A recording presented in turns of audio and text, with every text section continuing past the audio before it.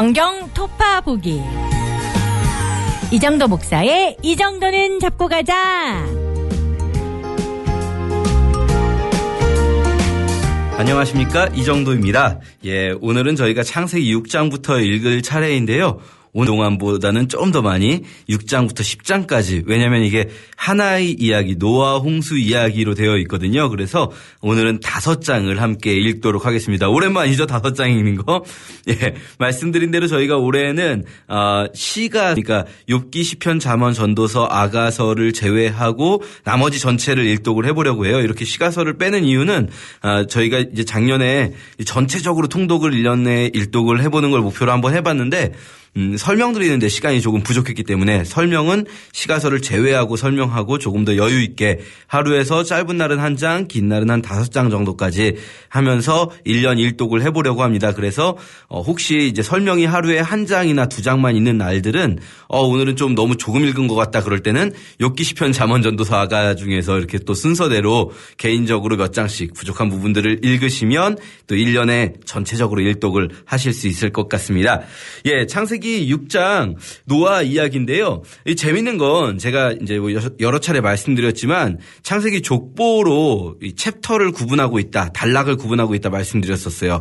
첫 번째 이야기가 4장과 5장의 2개의 족보로 일단락되었어요. 그것이 하나님께서 만드신 세상, 하나님께서 좋았더라 하셨던 그 세상이 어떻게 타락하였는지, 그리고 그 타락한 세상에 하나님은 어떤 계획을 가지고 계신지를 살짝 보여주시는 그런 족보들이었는데요. 4장과 5장에 2개의 족보가 있었고요. 마찬가지로 노아 홍수 이야기도 족보로 맞춰지게 됩니다. 10장에 오늘 읽으실 이 족보가 있고요. 그리고 11장에 또 족보가 있어요. 이렇게 4장, 5장, 10장, 11장 이렇게 2개씩의 족보가 있는데 이 두 족보가 대조되는 측면들이 있는 거죠. 이를테면은 4장, 5장 2개의 족보를 비교해보면 4장에 있는 가인의 족보, 그리고 5장에 있는 셋의 족보인데요. 말하자면 악한 족보와 선한 족보죠. 이게 이 족보가 선한지 악한지 마지막 가서 확실하게 드러나는데요. 마지막 인물에서 두 번째, 그러니까 끝으로 나오는 두발가인의 아버지인 라멕과 노아의 아버지인 라멕, 동명이인이에요. 둘 다 마지막에서 두 번째 사람 이름이 라멕인데 이 라멕들이 노래를 부릅니다. 이 두 사람 또 독특하게.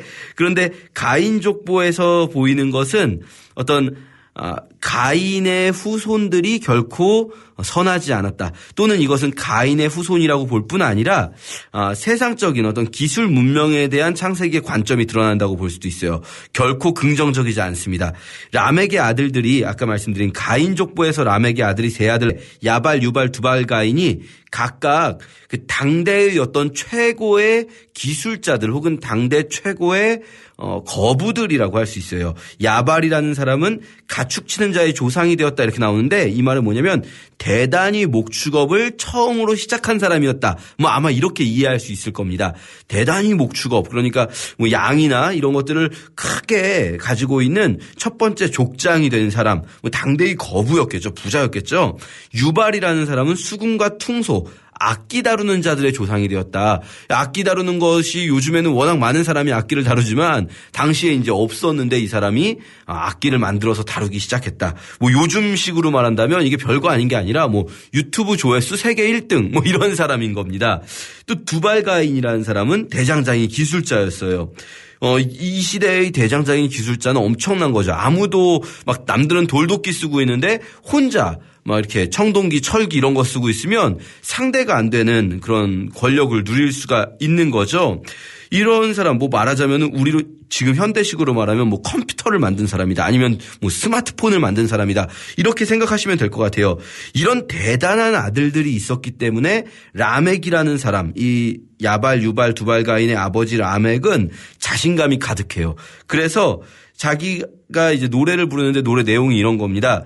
내가 나한테 상처 입힌 사람을 나한테 상처만 입혔는데 내가 죽여버렸다. 내가 그렇게 대단하다. 나 건드리면 죽인다. 소년이라도 젊은 소년으로 실수로 나를 이렇게 상처 입혔는데 내가 그 친구도 죽여버렸다. 그러면서 자랑해요. 자기 아내들에게. 내가 이렇게 진정한 권력자다. 이런 이야기를 하는 거죠.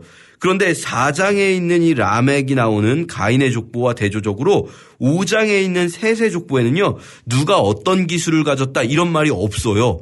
무슨 뭐 기술 뭐 아주 당대의 뛰어난 어떤 능력 이런 것들이 나오지 않고요. 부연 설명 있는 사람이 딱 한 명 있어요. 부연 설명 있는 사람이 있긴 한데 이 돈 되는 기술은 아닙니다. 누가 부연 설명이 있었을까요? 어제 읽으셨을 텐데. 에녹이죠. 에녹은 하나님과 동행했다라는 말씀이 2번 나와요. 무슨 어떤 대단한 기술을 가졌다, 뭐 당대의 뭐 특별한 사람이었다 이런 게 아니라 하나님과 동행해서 하나님이 데려가셨다 이런 거죠. 이게 이제 새 족보의 특징입니다. 그러니까 창세기가요, 뭐 앞으로도 우리가 아브라함 이야기하면서도 말씀드리겠지만 어떤 기술 문명의 발달에 대해서 그렇게 긍정하고 있지 않다라는 점을 볼 수가 있어요. 그리고 노아의 아버지 라멕은 앞에 나왔던 가인의 후예 라멕과 달리 하나님이 안위하실 것을 노래하면서 자기 아들을 노아라고 이름 짓는 거죠. 예, 뭐 이렇게 4장과 5장의 족보처럼 10장과 11장의 족보도 두 족보가 약간 비교와 대조를 해볼 수가 있어요. 10장에서는 야벳과 함과 셈의 간략한 족보가 등장하고요. 11장에서는 이 중에서 셈의 족보가 더 길게 등장하는데 이 11장의 족보는 10장에 나온 것보다 확장되면서 마치 5장 족보에서 노아가 등장했듯이 마지막에 한 사람을 등장시키죠. 이건 저희가 내일 하도록 하고요. 자, 노아 홍수 이야기부터 오늘 해보도록 할 텐데요. 6장의 노아 홍수가 시작되는 그 배경이 나오게 됩니다. 하나님께서 왜 이렇게 사람을 쓸어버리셨을까? 그 이유가 도대체 무엇인가? 사람들이 무슨 잘못을 했나? 6장 1절 2절 이렇게 말씀하십니다. 사람이 땅 위에 번성하기 시작할 때 그들에게서 딸들이 나니 하나님의 아들들이 사람의 딸들의 아름다움을 보고 자기들이 좋아하는 모든 여자를 아내로 삼는지라. 자, 이게 굉장히 어려운 구절입니다. 제가 미리 말씀드리지만 이 부분에 대한 정답은 저도 모르겠습니다. 예, 미리 말씀드립니다. 하나님의 아들들이 도대체 누구고 사람의 딸들이 도대체 누군가?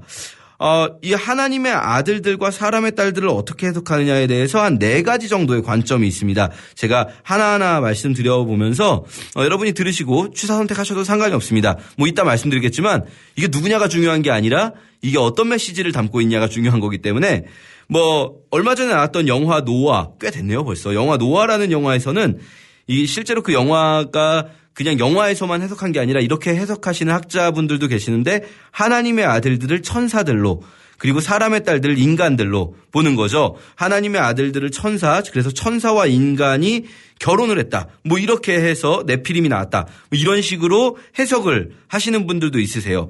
그러나 사실 이것이 뭐 썩히 이게 말이 문장이 정확히 이어진다라고 할 수 없는 게 그러면은 이 하나님의 아들들과 사람의 딸들의 결합을 통해서 이 수명이 줄어든다. 그럼 천사의 수명이 줄어든 것인가?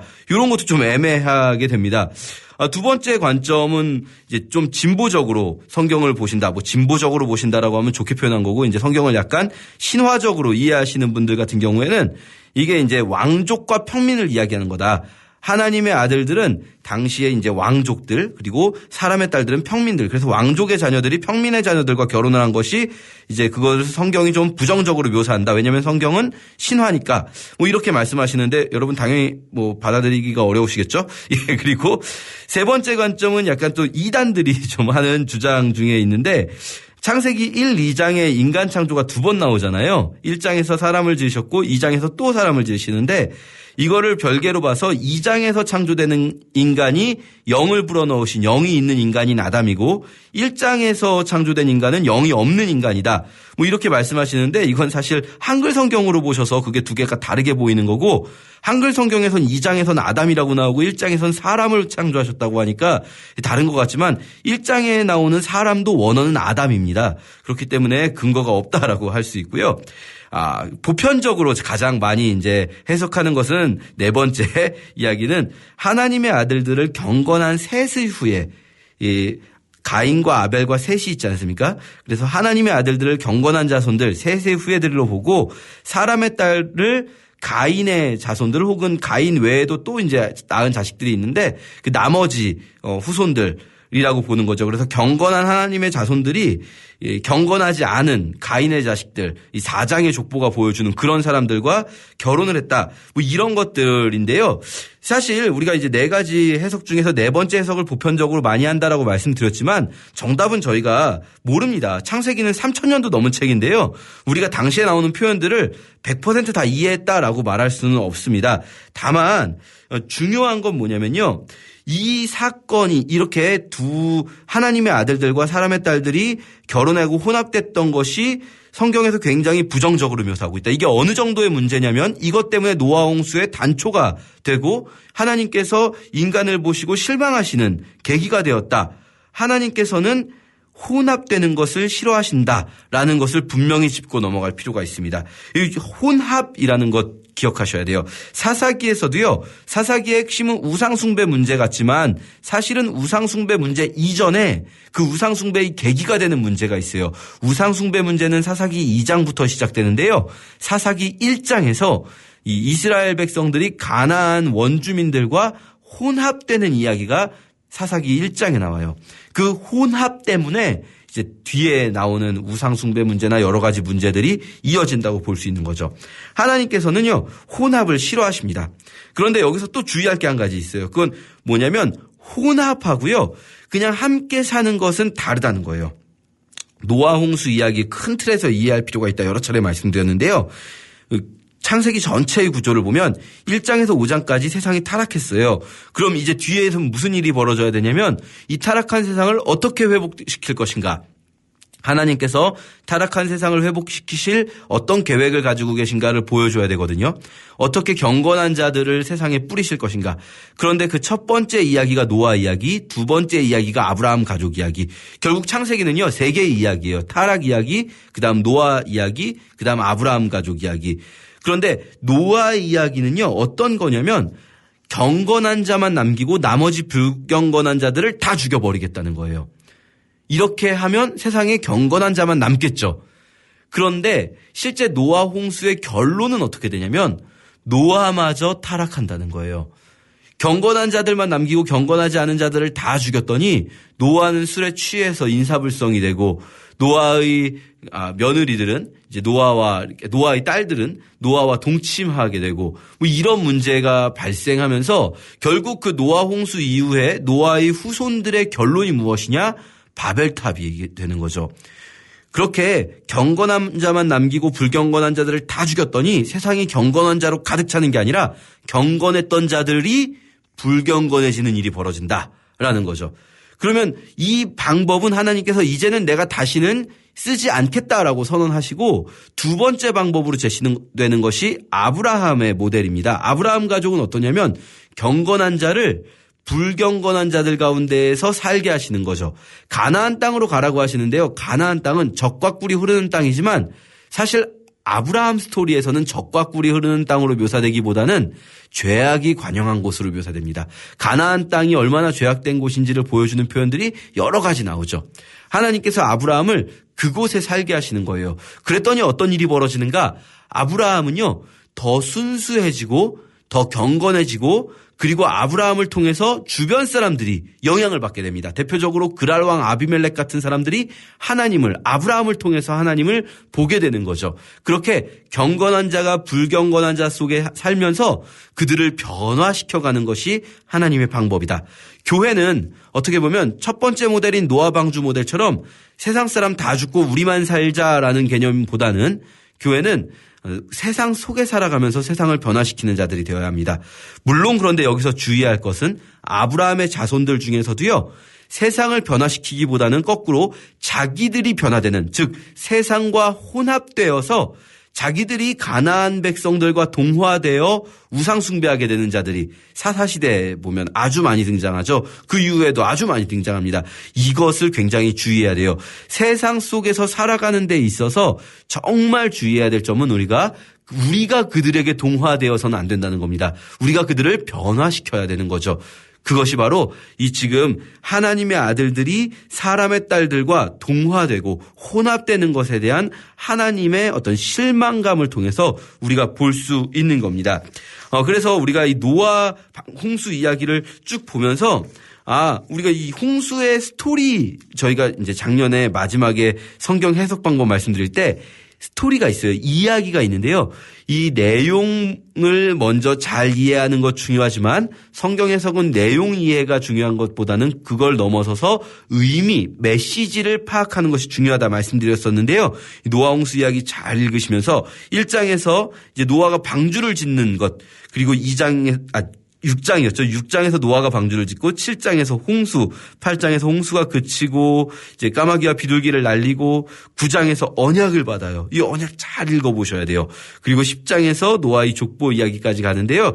우리가 이 메시지들을 통해서 물론 이제 어떻게 보면 실패한 과정이긴 하지만 그러나 그 속에서도 또 드러나는 하나님의 일하심들, 그리고 하나님이 무엇보다 노아와 함께 하시는 것들, 이런 것들을 함께 읽으면서 10장까지 읽도록 하겠습니다.